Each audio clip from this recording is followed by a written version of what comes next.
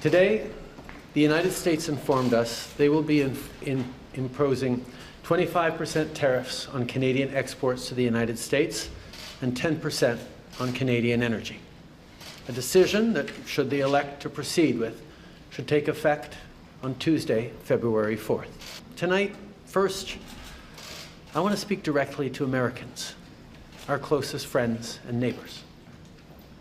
This is a choice that, yes, will harm Canadians, but beyond that, it will have real consequences for you, the American people. As I have consistently said, tariffs against Canada will put your jobs at risk, potentially shutting down American auto assembly plants and other manufacturing facilities. They will raise costs for you, including food at the grocery stores and gas at the pump. They will impede your access to an affordable supply of vital goods crucial for U.S. security, such as nickel, potash, uranium, steel, and aluminum. They will violate the free trade agreement that the President and I, along with our Mexican partner, negotiated and signed a few years ago. But it doesn't have to be this way. As I've said before, if President Trump wants to usher in a new golden age for the United States, the better path is to partner with Canada, not to punish us. Canada has critical minerals, reliable and affordable energy, stable democratic institutions, shared values, and the natural resources you need. Canada has the ingredients necessary to build a booming and secure partnership for the North American economy, and we stand at the ready to work together. Let's take a moment to talk about our shared border. Our border is already safe and secure, but there's always more work to do.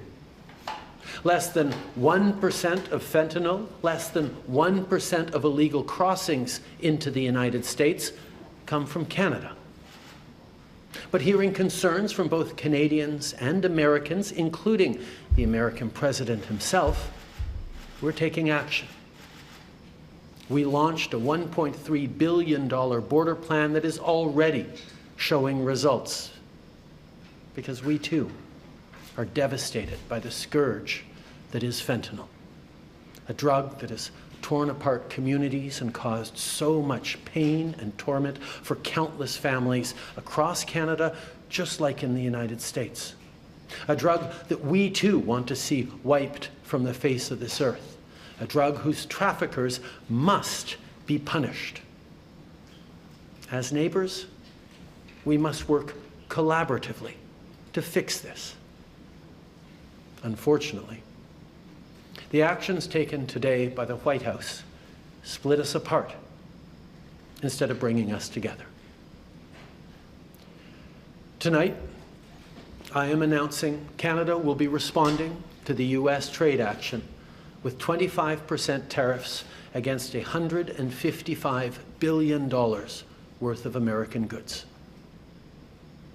This will include immediate tariffs on $30 billion worth of goods as of Tuesday, followed by further tariffs on $125 billion worth of American products in 21 days' time to allow Canadian companies and supply chains to seek to find alternatives. Like the American tariffs, our response will also be far-reaching and include everyday items such as American beer, wine, and bourbon, fruits and fruit juices, including orange juice, along with vegetables, perfume, clothing, and shoes. It'll include major consumer products like household appliances, furniture, and sports equipment, and materials like lumber and plastics, along with much, much more. And as part of our response, we are considering, with the provinces and territories, several non-tariff measures, including some relating to critical minerals, energy, procurement, and other partnerships. We will stand strong for Canada. We will stand strong to ensure our countries continue to be the best neighbors in the world. The coming weeks will be difficult for Canadians, and they'll be difficult for Americans. The level of cooperation, the level of effective partnerships between our two countries that have been established over decades and generations means that this trade action by the Americans and our response is going to have real consequences for people, for workers on both sides of our border. We don't want to be here. We didn't ask for this. But we will not back down in standing up both for Canadians and for the incredible, successful relationship and partnership between Canada and the United States.